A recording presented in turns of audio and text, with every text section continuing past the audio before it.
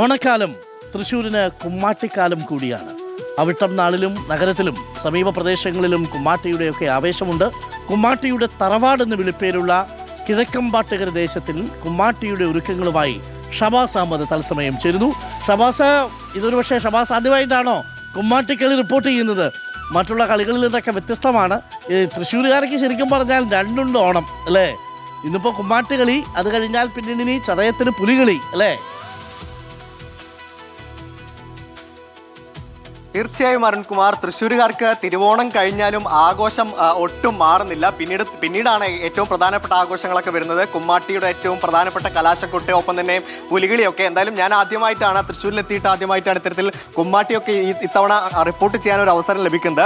നമ്മളിപ്പോൾ നിൽക്കുന്നത് ഈ കുമ്മാട്ടിയുടെ തന്നെ തറവാട് എന്ന് വിശേഷിപ്പിക്കുന്ന കിഴക്കമ്പാട്ടുകരയിലാണ്. കിഴക്കമ്പാട്ടുകരയിലെ വടക്കുമുറി വിഭാഗത്തിന്റെ ഈ ഒരു ഒരുക്കങ്ങളാണ് ഇപ്പോൾ നടന്നുകൊണ്ടിരിക്കുന്നത്. അവർ ഈ മുഖങ്ങൾ, ഈ പൊയ്മുഖങ്ങളൊക്കെ ഇവിടെ നിരത്തി വെച്ചത് കാണാം. ഈ കുമ്മാട്ടിയുടെ ഏറ്റവും വലിയ പ്രത്യേകത എന്ന് പറയുന്നത് ആ പുല്ലാണ്. പർപ്പടക പുല്ല് എന്ന് പറയുന്ന ആ പുല്ലാണ്. ആ പുല്ലിന് ചില പ്രത്യേകതകളുണ്ട്. അതായത് ഈ പുല്ല് ശേഖരിക്കുന്നതൊക്കെ വളരെ രഹസ്യമായിട്ടാണെന്നാണ് നമ്മൾ അന്വേഷിച്ച് പറഞ്ഞു. അങ്ങനെയല്ലേ നമ്മുടെ ഈ വടക്കുമുറിയുടെ പ്രസിഡന്റ് സുരേന്ദ്രൻ ചേട്ടനുണ്ട്, ഈ പുല്ല് ശേഖരിക്കുന്നത് വളരെ രഹസ്യമായിട്ടാണ്.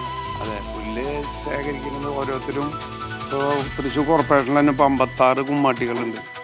അതുപോലെ തന്നെ ജില്ലയുടെ പുറത്തും 10-20ഓളം കുമ്മാട്ടികളുണ്ട്. ഇവരെല്ലാവരും പുല്ലിന് വേണ്ടി ഇപ്പോൾ നടക്കുന്നത്. പണ്ട് ഇത് ഞങ്ങളും തെക്കുമുറി മാത്രമാണ് ഉപയോഗിച്ചിരുന്നത്. പക്ഷെ ഇന്ന് ഇതിൻ്റെതായിട്ടുള്ള പ്രാധാന്യം മനസ്സിലായപ്പോൾ എല്ലാവരും അതിന് വേണ്ടിയിട്ടുള്ള ഓട്ടപ്പാച്ചിലാണ്. യുവാക്കളുള്ള എല്ലാവരും എവിടെയെങ്കിലുമൊക്കെ പോയി തപ്പി പിടിച്ച് കൊണ്ടുവരിക. അപ്പോൾ പണ്ട് നമ്മൾക്ക് തൃശ്ശൂർ ജില്ലയിലെ പ്രാന്തപ്രദേശങ്ങളിലൊക്കെ കിട്ടിയിരുന്നതാണ് പുല്ല്. അതിന്ന് കിട്ടാണ്ട് ഇപ്പം നമ്മൾ പറഞ്ഞ മാതിരി ജില്ല കടന്നിട്ടും സംസ്ഥാനത്തിന് പുറത്തുനിന്നൊക്കെയാണ് നമ്മൾ കൊണ്ടുവരിക. ഇപ്പോൾ പണ്ട് തലേദിവസം പോയി നമുക്ക് കിട്ടിയായിരുന്നു. ഇപ്പോൾ നമ്മൾ 10 ദിവസം 5 ദിവസമൊക്കെ നിപ്പാട് കൊണ്ടുപോയിട്ട് പറിച്ചു കൊണ്ടുവന്ന് വീണ്ടും അത് റീപ്ലാന്റ് ചെയ്യാണ്, കുഴിച്ചിടുക. ഇപ്പോൾ ഈ പുല്ല് ഇപ്പോൾ എവിടെ നിന്നാണ് എടുത്ത് പറയാൻ പറ്റുമോ? ഇത് പാലക്കാട് എന്ന് വിചാരിച്ചോ? അങ്ങനെയുള്ള സ്ഥലത്തു നിന്നാണ് ഇപ്പോൾ നമ്മൾ കൊണ്ടുവന്നത്. ഇതിപ്പോൾ ഒരു 10-20 ദിവസം കൊണ്ട് ചെറിയ കരിച്ചിൽ വന്നു. ഇന്നലെ നമ്മൾ മെടഞ്ഞതാണ്. അപ്പോൾ ചെറിയ കരിച്ചിൽ വന്ന് കുറേ ചീഞ്ഞ് പോയി മഴയൊക്കെ കാരണം. അപ്പം അങ്ങനെയുള്ള കുറേ ബുദ്ധിമുട്ടുകളുണ്ട്. അതാണ് എനിക്കും അത്രയും പ്രത്യേകതയുള്ള പുല്ലാണ്. അതായത് എവിടെ നിന്നാണ് ശേഖരിച്ചതെന്നുള്ള ഒരു വിഭാഗം മറ്റൊരു വിഭാഗത്തിന് പറഞ്ഞു കൊടുക്കില്ല. കിട്ടാൻ പ്രയാസമുള്ള പുല്ലാണ്. ഒപ്പം തന്നെ ഇതാ ഈ കാണുന്നതാണ് അതിൻ്റെ പൊയ്മുഖങ്ങൾ. ഈ പൊയ്മുഖങ്ങൾ വെച്ച് ആ വാദ്യമേളങ്ങളുടെ അകമ്പടിയോടുകൂടി തൃശ്ശൂർ നഗരവീഥികളിലെ ഓരോന്നിനെയും പുളകം കൊള്ളിച്ചുകൊണ്ട് ഇങ്ങനെ കുമ്മാട്ടികൾ ഓരോന്നും ഓരോ വിഭാഗത്തിൻ്റെയും ഇറങ്ങുന്നത്. സുരേന്ദ്രേട്ടന പുല്ല് കൃത്യമായി കാണിച്ചു തരുന്നുണ്ട്. പണ്ടൊക്കെ ഇതിന് കൃത്യമായ ഒരു വായ്ത്താരി ഉണ്ടായിരുന്നു. ആ വായ്ത്താരി പാടിക്കൊണ്ടായിരുന്നു ഈ കുമ്മാട്ടികൾ തൃശ്ശൂർ നഗരത്തിലേക്കൊക്കെ ഇറങ്ങുക. ഇപ്പോൾ ആ വായ്ത്താരി മാറി താളങ്ങളും മേളങ്ങളും ഒക്കെ ആയി. ഇപ്പോൾ ഇതാ ഈ വടക്കുമുറിയുടെ ആളുകൾ നമുക്കുണ്ട്. ആ പണ്ടത്തെ ഒരു വായ്ത്താരി ഒന്ന് പാടിത്തരാൻ പറ്റുമോ? നമ്മുടെ പഴയ പാട്ടുകളാണ്. നമുക്ക് ഇതിൻ്റെ പണ്ട് പാട്ടുകളായിരുന്നു, ഇന്ന് വാദ്യങ്ങളായി മാറിയതാണ്. കാരണം 10-100 വർഷം പാടൊക്കെ നടന്നത് പാട്ടും കാര്യങ്ങൾ. ഒരു 50-60 വർഷമൊക്കെ ആയിട്ട് ഇങ്ങനെ ഒരു 78 വർഷമായി ഞങ്ങളുടെ കുമ്മാട്ടി ഇതേ രൂപത്തിലായിട്ട്. അപ്പോൾ അതിന് ഇപ്പോഴും ഞങ്ങൾ പാടുന്നതും ഇതൊക്കെ ഞങ്ങളുടെ ഇവിടുത്തെ ദേശത്തെ കുട്ടികളും എല്ലാവരും പാടുന്ന പാട്ടുകളൊക്കെ ഉണ്ട്. അതിലൊരു ചെറിയ ഒരു പാട്ട് ഞാൻ പാടാം, ഞങ്ങളെല്ലാവരും കൂടിയിട്ട് പാടാം. ചാടി ഹനുമാൻ രാവണന്റെ മുന്നിൽ, ചാടി ഹനുമാൻ രാവണന്റെ മുന്നിൽ.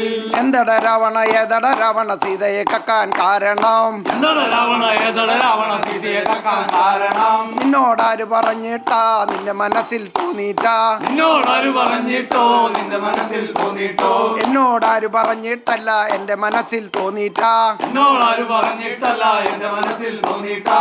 എന്നാ നിന്റെ വാലുമേ വെള്ള തുണി ചുറ്റിക്കോ, എന്നാ നിന്റെ വാലുമേ വെള്ള തുണി ചുറ്റിക്കോ. വെള്ള തുണി ചുറ്റിയാ പോരാ നെയ്യിലിട്ട് മുക്കണം, വെള്ള തുണി ചുറ്റിയാ പോരാ നെയ്യിലിട്ട് മുക്കണം. നെയ്യിലിട്ട് മുക്കിയാ പോരാ പന്തംകുളത്തി നടക്കണം, ലങ്ക ചുട്ട് കരിച്ചാ പോരാ പന്തംകുളത്തി നടക്കണം. പന്തംകുളത്തി നടന്നാ പോരാ ലങ്ക ചുട്ട് കരിക്കണം, പന്തംകുളത്തി നടന്നാ പോരാ ലങ്ക ചുട്ട് കരിക്കണം. ലങ്ക ചുട്ട് കരിച്ചാ പോരാ സീതയെ കൊണ്ട് പോരണം, ലങ്ക ചുട്ട് കരിച്ചാ പോരാ സീതയെ കൊണ്ട് പോരണം. സീതയെ കൊണ്ട് പോന്നാ പോരാ രാമന്റെ കയ്യിൽ ഏൽപ്പിക്കണം, സീതയെ കൊണ്ട് പോന്നാ പോരാ രാമന്റെ കയ്യിൽ ഏൽപ്പിക്കണം.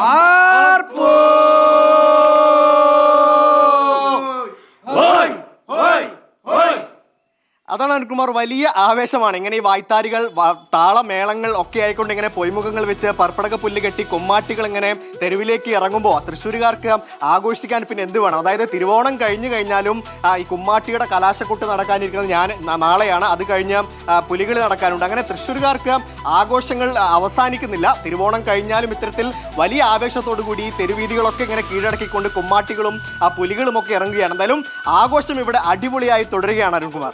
Okay, thank you Shabaz. പ്രിയപ്പെട്ട പ്രേക്ഷകരെ, ഞാനും ആദ്യമായിട്ടാണ് ഈ കുമ്മാട്ടികളുടെ ഒരു പാട്ടൊക്കെ കേട്ടിട്ടേ അതിനോട് ഈ കുമ്മാട്ടികൾ നൃത്തം ചെയ്യുന്നത് കാണുന്നത്. പക്ഷെ അവിടെ പോകുമ്പോൾ കിട്ടുന്നൊരു ഫീല് വേറെയാണ്. ഞാൻ കരുതി തിരുവനന്തപുരത്ത് പോകുമ്പോഴാണ് സർക്കാർ ഓണത്തിൻ്റെ വൈബും മാക്സിമം എന്ന്.